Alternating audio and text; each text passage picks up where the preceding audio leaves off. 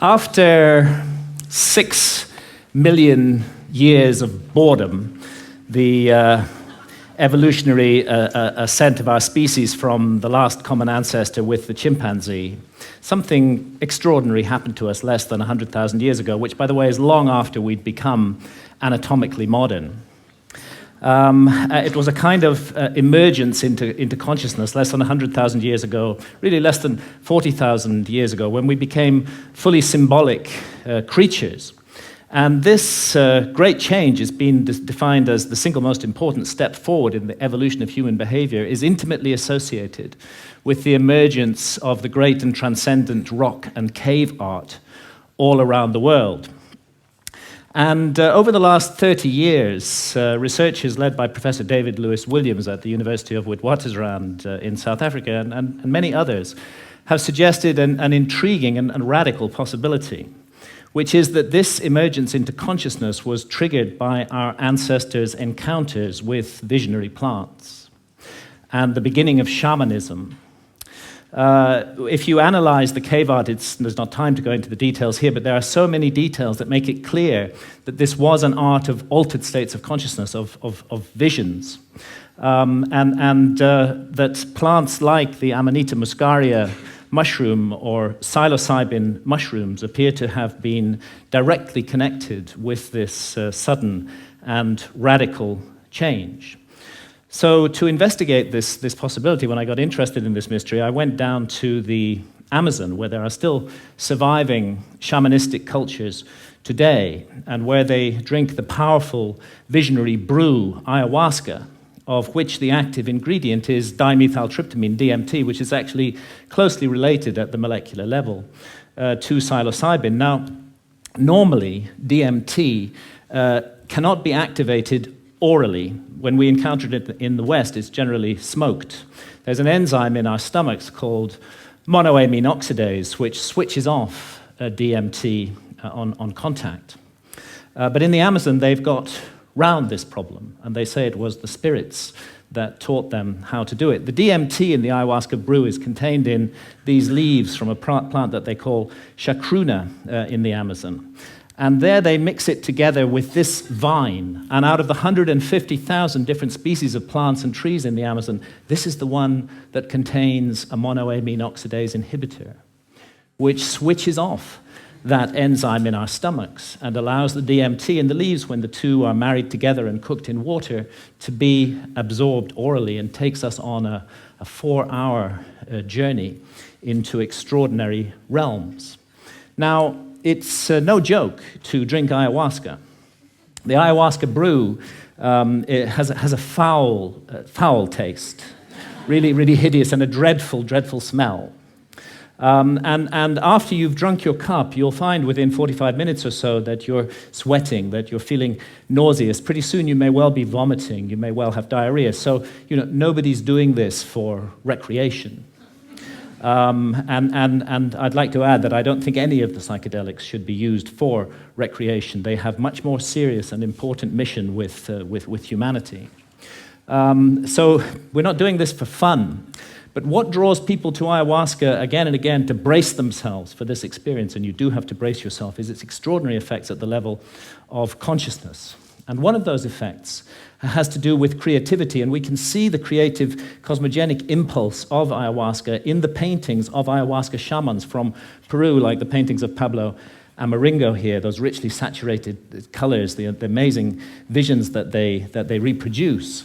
And this creative impulse has also spread to Western artists. Many Western artists now have been deeply influenced by ayahuasca and are also painting their visions. And as these paintings show, another universal experience of ayahuasca is the encounter with seemingly intelligent entities which communicate with us telepathically. Now, I'm making no claim one way or another as to the reality status of these entities we encounter, simply that phenomenologically, in the ayahuasca experience, they are encountered by people all over the world. And most frequently of all, the spirit of ayahuasca herself, Mother Ayahuasca, who is a healer.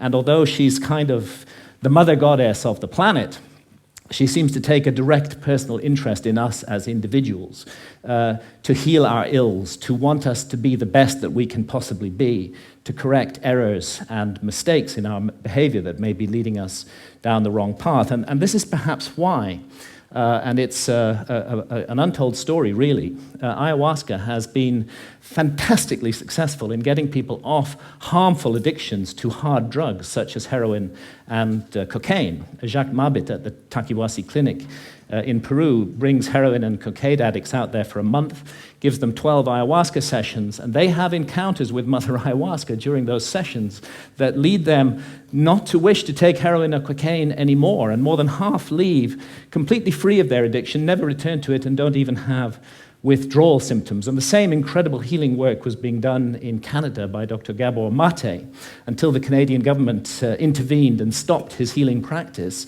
on the grounds that ayahuasca itself was an illegal drug. Now, I have some personal experience of this. I've not been addicted to heroin or cocaine, but I had a 24-year non-stop cannabis habit. And this started off smoking the herb and laterally vaporizing it, but the basic truth is that for 24 years, I was pretty much permanently stoned. And I enjoyed being stoned. And I felt that it helped me with my work as a writer, and perhaps at some point it did. But when I first encountered ayahuasca, I'd already been smoking cannabis for 16 years, and almost immediately, ayahuasca started giving me messages that this was no longer serving me, that it was leading me to behave in negative and unhelpful ways towards others. And of course, I ignored those messages for years and years and went back to being stoned 16 hours a day.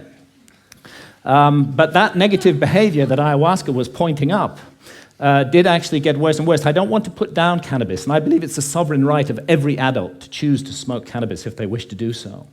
But I think I was overusing it. I think I was abusing it, not using it responsibly. And I became more and more paranoid, jealous, possessive, suspicious. I was subject to irrational rages. I often made the life of my beloved partner, Santha, a misery.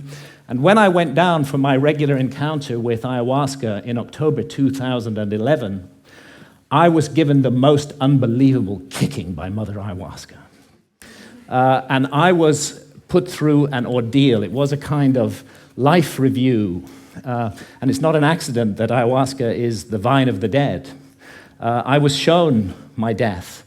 And I was shown that if I came to death and what awaits us after death, without having corrected the mistakes that I was making in my life, that it would be a very bad thing for me. And actually, Mother Ayahuasca literally took me to hell.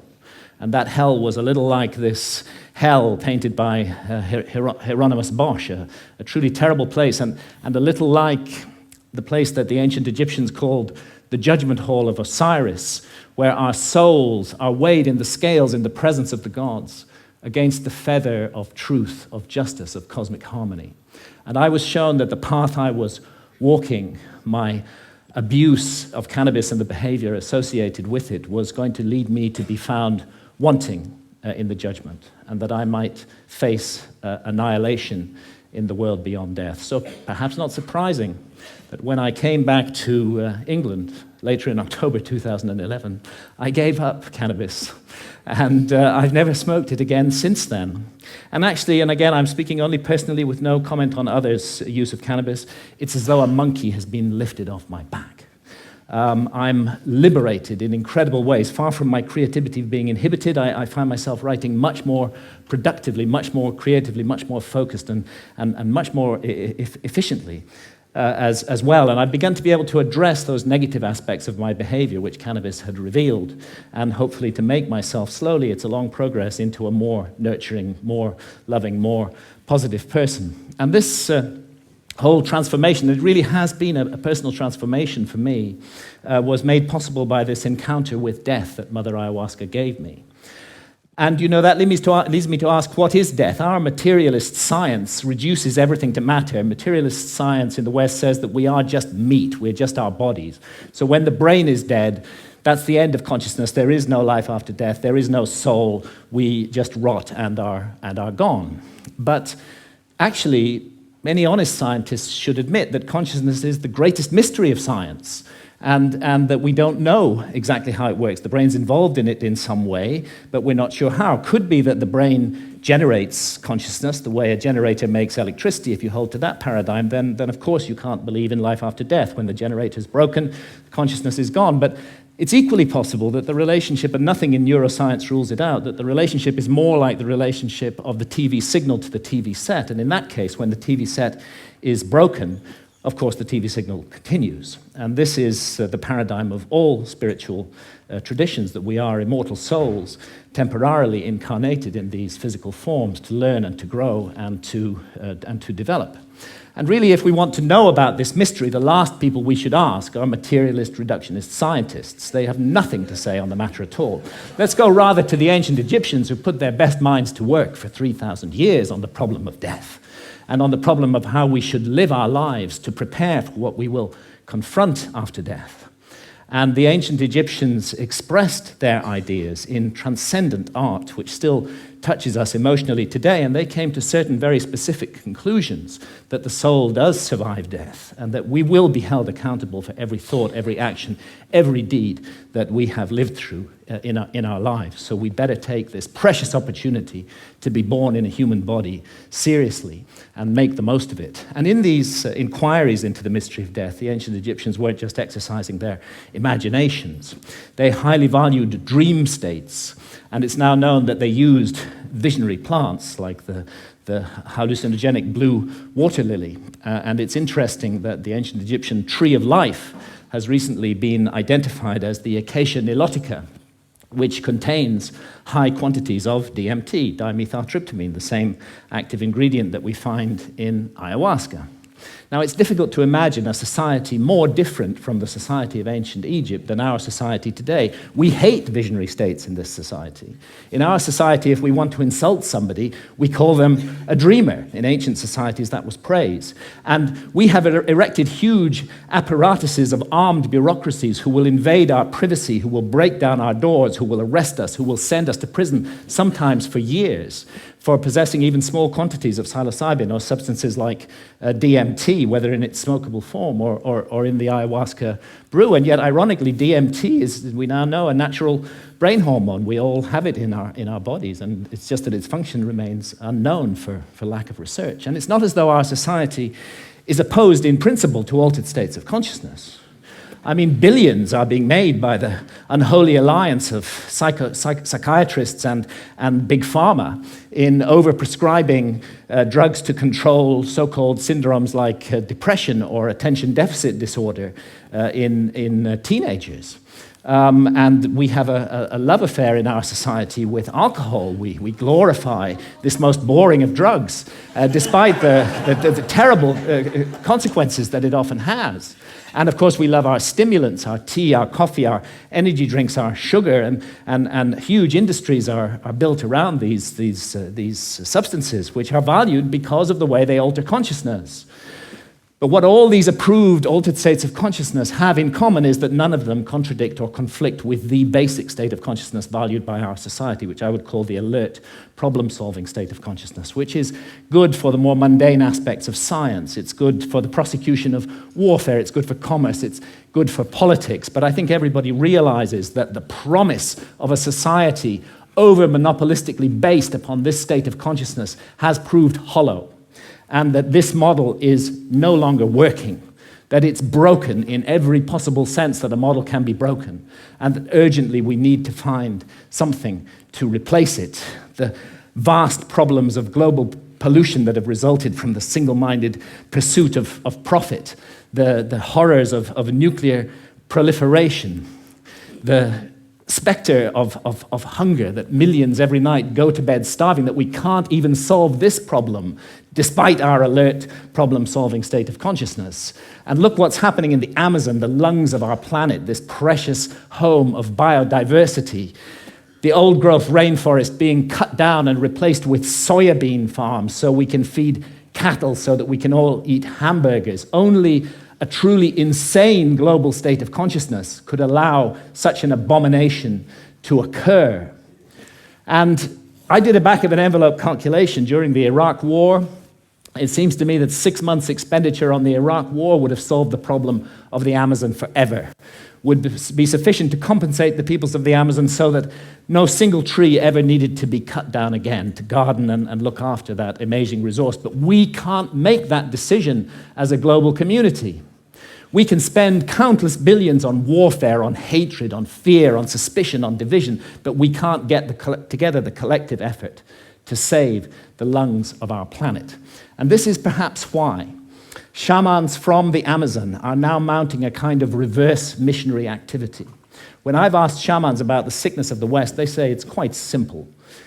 You guys have severed your connection with spirit. Unless you reconnect with spirit and do so soon, you're going to bring the whole house of cards down around your heads and ours. And rightly or wrongly, they believe that ayahuasca is the remedy for that sickness. And many now are being called to the Amazon to drink ayahuasca, and ayahuasca shamans are traveling throughout the West, offering the brew, often under the radar, often at personal risk, to bring about consciousness change. And it's true that the message of ayahuasca, the universal message, is about the sacred, magical, enchanted, infinitely precious nature of life on Earth and the interdependence of material and spiritual realms. And it's impossible to work with ayahuasca for long without being deeply and profoundly affected by this message. And let's not forget that ayahuasca is not alone, that it's part of an ancient worldwide system of the targeted, careful, responsible alteration of consciousness. It's recently been shown by scholars that the kykeon used in the Eleusinian mysteries in ancient Greece was almost certainly a psychedelic brew, that the soma of the Vedas may well have been a brew based upon the Amanita muscaria mushroom. We have the DMT in the ancient Egyptian tree of life. We have the whole global cultures of surviving shamanism, and what it's all about is a state of consciousness that's designed to help us find balance, harmony. The ancient Egyptians would have called it Ma'at, with the universe, and to remain mindful that what we're here to undertake on Earth while immersed in matter is fundamentally a spiritual journey aimed at the growth and perfection of the soul, a journey that may go back to the very origins of what made us human in the first place. And I stand here invoking the hard-won right of freedom of speech to call for and demand another right to be recognized, and that is the right of adult sovereignty over consciousness.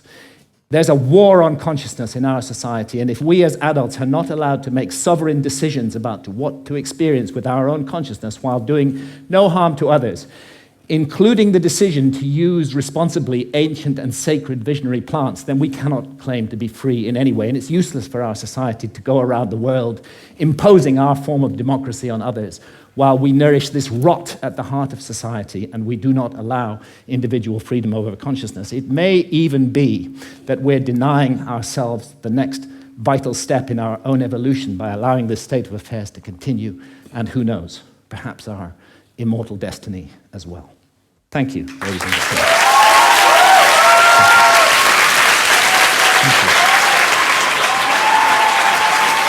Thank you. Thank you.